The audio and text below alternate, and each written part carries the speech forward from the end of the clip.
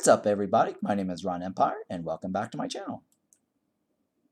In the last video, I gave you guys a new way to power level your melee and range skills using the Purple Slime Factory. That setup allowed you to be away from keyboard and still level up your melee or range. But it wasn't good enough to power level your vitality because it didn't generate mobs fast enough for you to kill them continuously. In this video, we're going to revisit the Hive Mother room with a new and improved setup. This version will be version 4 of my Hive Mother power leveling room. Let's jump right in. Okay, I'm going to use my Twitch world, I'm going to use my Twitch character.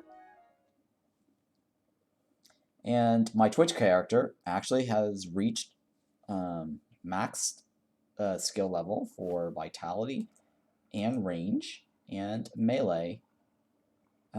The vitality and range actually was done live on stream using this room, and the melee was also done live on stream using the Purple Slime Factory.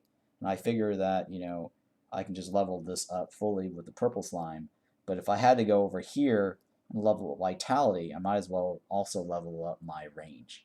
But you guys can choose however you want. I mean, you could just do the Purple Slime Factory, level up your range, and then you could use this for melee if you wanted to. But I recommend doing the range for this room because you could AFK effectively and efficiently with the range for the vitality. All right, so here in this new and improved version, if you've noticed that I've removed completely the walls for my Hive Mother nest, or each of these little nests that generates the eggs, and I also added conveyor belts. Now, for the conveyor belts, you do need to defeat all 3 bosses and go to the Azius Wilderness to collect scarlet bar or ores to make scarlet bars, in which you can craft the scarlet workbench to craft the automation table that allows you to create the conveyor belts. And then what's also different about this is that every single tile underneath the conveyor belts, including the hive nest area and the Hive Mother on this strip, contains a chrysalis. The chrysalis generates additional mobs, the regular pink mobs, these little pink guys here that you see. So all these little pink guys here come from these little chrysalis that's either here or underneath the conveyor belt. What's also different about this room is that I've got light beams shining into the Hive Mother room area. So if you notice, I don't have torches anymore on the inner platform or anywhere around here, right? If you notice that, that's because I was using the Soul of Azius to proc the crit, or sorry, to proc. First of all, I need to proc crit to be able to proc the Soul of Azius, right? It has a 10% chance to create a thunder beam on melee critical hits. And so what I did was construct the room and then attack the mobs along the edge here to create the beams coming out from the direction that I was facing. Now this room here, what I figured out was that what's different also was because it's a square island platform, I figured out that the minimum distance required to dig a trench is 9 tiles. So if you count, 9 tiles off the edge of the Hive Mother, 1, 2, 3, 4, 5, 6, 7, 8, 9. This here is the minimum distance that you can actually dig the trench. You can't dig your trench here, because it's too close to Hive Mother. And so what I did with that information, or what I did was take that trench and extend it all the way up here. And it's also 9 tiles this direction. 1, 2, 3, 4, 5, 6, 7, 8, 9. So I turned it into a square box completely around the Hive Mother. And that's what's new here. And that pretty much allowed all the mobs to get funneled into this little corner here with the conveyor belts. Okay, and also the corners here are also the safest distance where you can stand without getting hit by the acids. So anywhere here in this corner, I actually made this green just because I knew that this spot is the most optimal spot to stand where the mobs will continuously come at me. So let me show it to you again here. So that spot right there is safe, and then all these little corners here are safe. And then inside the inside this other area here, I realized that you can still get hit by the acid. So to avoid that, you have to count out 14 tiles. 1, 2, 3, 4, 5, 6, 7, 8, 9, 10, 11, 12, 13, 14. Right. So I figured out that the 14th tile was safe, the 13th tile was not. So I ended up digging a little trench here. And it's really a circle going around the Hive Mother. So these other corners here, I actually just, did it by ear. If I stood here and she started shooting at me, so I knew that was a bad spot, and I just digged it up. And so likewise, I kept doing that, going around, and then I realized that this was safe right here, and these were safe. And so that was the basis of my design, is figuring out where I can stand safely, and where I would stand, or where I can stand, but still get hit by the acid. So here, this section here, I placed all the carpet tiles here. And the reason I was using carpet tiles is because she can hit this area with the acid, but the carpet tiles will soak the acid. So as you notice, like I'm not taking any acid damage because the carpet tiles negated it. It's actually called rug, the rug decoration tile. So the other thing too that I wanted to point out though is that you could also use the copper tiles to negate the acid. So acid can never form on top of the copper wire tiles, but they look pretty ugly. So I just decided to cover it up with the rugs. I didn't fill out all of this with the copper wires. I only actually did it like in these two tiles. That's why you still see the animation. But here you don't see the animation at all. But the other thing that you could do is fill up all this edge here with torches, and that will also negate the acid from appearing. I mean, the other thing that you could fill up here would be spike traps. But, spike traps are a little bit costly, and I don't want to waste the tin just to fill up this whole area with spike traps. I just had so many fiber that it just made more sense for me to fill it up with fiber. And then the other thing too is that you could technically use the bridges, right? Bridges don't have acids left behind. But the reason why I didn't fill up this whole section here with bridges is because sometimes you might accidentally punch it, right? And you might just punch up the bridge. The only reason I left little bridges here is because I could take the bridges out if I wanted to. Oops, I have to dig that up because putting the rug back on top of that, I'll get acid burn. But acid on top of the rug does not affect you. So sometimes if you want to take the bridges off these corners, you can, and that way it prevents you from accidentally stepping on tiles that will generate acid blobs from the acid bombs from the Hive Mother. But I still like to just leave it in here just in case I want to run through this area to to pull some of these mobs that might actually hang out over here in these corners. All right, so that's the only thing I kind of want to point out regarding the design. What else here? Okay, so now one more thing that I want to show you or point out to you is that if you're wearing the larva helm and chest set, you want to take one of the two pieces off because you can't damage or attack any of these larvas wearing the gear. You see how like I can't attack them? So if I take this off, I can then attack them. Right? So FYI, make sure that you take one of the larva sets off if you want to attack them. Otherwise, you can wear them and just totally be immune.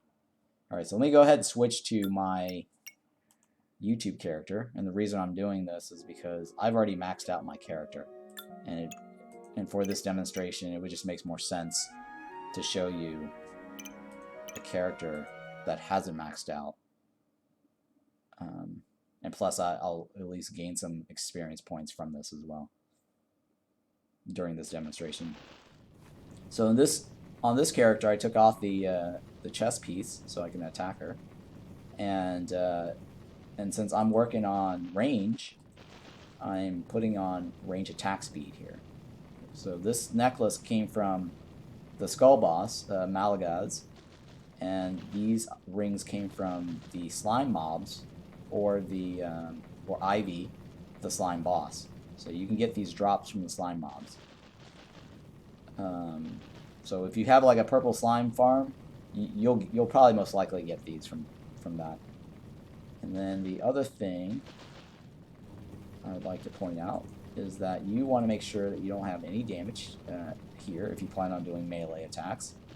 And then you want to reset your talent and only put points in these two nodes. And then for vitality, you want to reset your talent and only put points in this, but not in these, because you don't want to do any other additional damage. You're trying to minimize damage for this to work. In terms of like if you wanted AFK. Alright, so here, no points here, only points in here. Alright. Alright, so for this room, I prefer to use this for range. I mean, you technically could do AFK melee with this if you wanted to, like this, right? And punch her. You could do this and level up your melee, and probably even kill the mobs at the same time. Right? But it'll take a while, and you could probably use use a couple of damage items to increase this instead of punching only, or at least raise your punching levels up, or not reduce your damage if you plan on doing the melee. Again, I prefer using this room to do my range and my vitality at the same time, because it's just easier, and then using the purple room for just the melee. But it's up to you how you want to do it. Just balance out what your damage is to be able to kill these guys and still get like a continuous stream. Alright, so in this version here, I decided that to do the range, and so to do that, I ended up starving my character to get the damage reduction down by negative 25%. And since starving does not necessarily reduce your health to 0, it only reduces down to 50, you're fairly safe, so long as you seal off this room where no mobs can enter. And this was my my exit point right here. So what I did was I just remove the bridge here so that no mobs can enter, but when I do leave, I put this bridge right back. Okay. Alright, so let's go ahead and get the Hive Mother going here. Okay. So that she can start generating eggs. You want to eventually get her to enrage. But right now I have like the red mobs going after me, so that kind of prevents me from attacking her continuously, because otherwise I'm gonna end up attacking her ads. But for now, let's just go ahead and kill off some of these ads here. So like I said, I found this to be the most ideal spot where I can get like a continuous stream of mobs. And then for range, what you're going to need to do is, you know, fill up this whole entire inventory, if ideally, with ranged weapons, because then that allows you to AFK a lot longer, right? The longer you, the more ranged weapons you have here, the longer you can AFK, because these things do drop down in durability. Okay, so one of the other things I like to point out is that I found that the Blowpipe is the most ideal ranged weapon to use for this room, where it can maintain damage, kill the mobs, and get enough of a continuous stream going here. Now the Fire Staff does kill them fairly quickly, so if you have a large group, the Fire Staff really will help drop down the number of mobs here. Now, when I did this on the live stream, I actually I didn't have the Blowpipe, or I did have the Blowpipe, but I didn't use the Blowpipe because the patch charged Scarlet bars for the Blowpipe, and then later they did a little hot fix. Now the Scarlet bar, or the Blowpipes, only cost wood to update or to repair, right? And so the reason why I prefer using the Fireball and the Blowpipe is because it does not cost you a whole lot to repair this, but to use the Slingshot, it requires tin. So I didn't use a whole lot of tin when I was power leveling this. I mostly did the Fireball, but I did mix up a little bit of the Slingshot in between, just every now and then, to slow down the damage, so that I can still get like a continuous stream going for AFK. So here I'm just going to go attack with my Blowpipe to show you. Okay, and oh yes, and the other trick here, if you didn't see my last video, the trick to getting an AFK going is to change the controls to be the spacebar for attack, and spacebar used to be the offhand, which I replaced with an F key. Right, and then now I can actually just hold the spacebar down, and now the AFK, I can just put a paperweight on my spacebar and then walk away from my keyboard. And I did that live on stream. I actually had a paperweight on my my spacebar, and there was like a large buildup and a large stream of mobs coming through, where the Fireball staff was good enough, and then it switched over to like a Slingshot, like one or two Slingshots, and then the Fireball staff. I was able to hear the sound when the Fireball staff stopped working, and that made me, you know, come back to the keyboard to do the repairs, because let's say, for example, if that was my last, you know, range weapon, and all this was all, you know, used up, right, and they're all broken, it switches over to punch, right? You see how, like, you know, if all of my range went completely broke in durability, it switches over the range. So I was able to listen from away from the keyboard that the character suddenly started punching instead of like shooting. I knew to come back and repair all my my weapons, right, like this, and then resume my AFK again. AFK being away from keyboard. So here, I'm just totally AFKing right now, and letting the Blowpipe do all the work.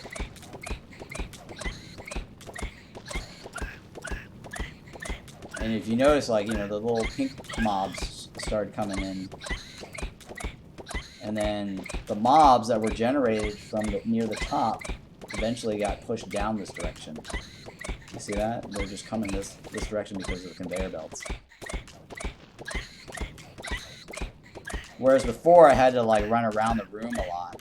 Now I just can stand still and shoot from one spot, or attack from one spot.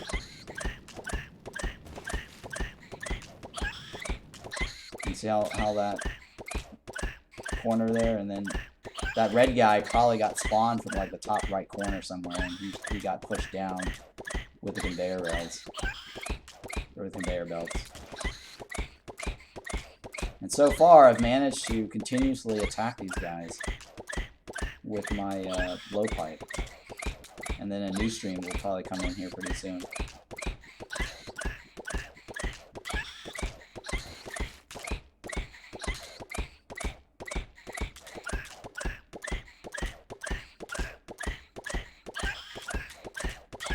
And the new one should come here pretty quick too. Now I didn't enrage the Hive Mother. That's why these eggs are spawning really slowly. So you wanna enrage the Hive Mother to get her to generate more eggs quickly.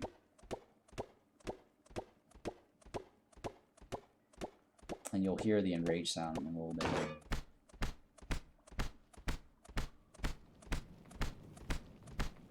So I want to switch up to the fireball. I should get it faster. There we go.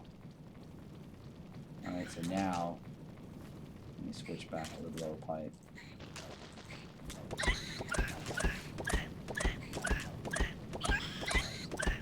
So we should be able to get a very continuous stream now because the Hive Mother's enraged.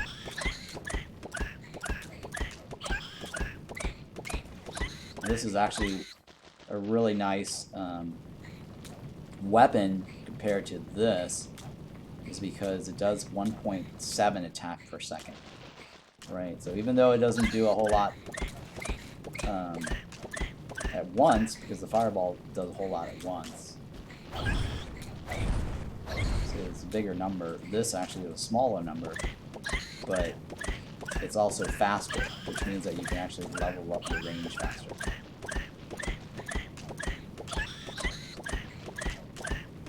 And these red guys, these large red guys, actually take 2 hits with the blowpipe.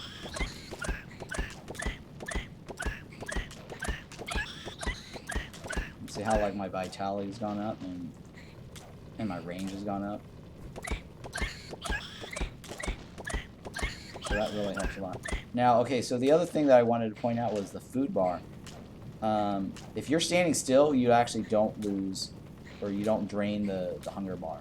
So if you have like, you know, food here and you're wondering, oh, how do I get this down faster? You need to actually move around, right, in order for the food bar to decrease. Once it decreases to 0, you'll be fine. And then negative 25 or 25 is the max stacks that you can have on those. So that's pretty much it. Yeah, you can just AFK here, hold down the spacebar or put a paperweight on it, and it will just cycle through all of this, and then every once in a while come back and check, repair all your range weapons, and then repeat the same process. Put a paperweight on it and AFK. And this is really the best way that I found to level up your vitality at the same time your range.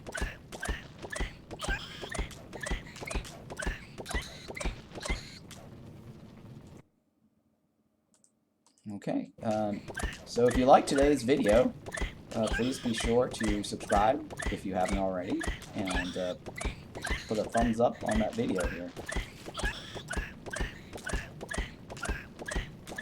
Alright, I guess I will see you guys in my next video. Thanks for watching.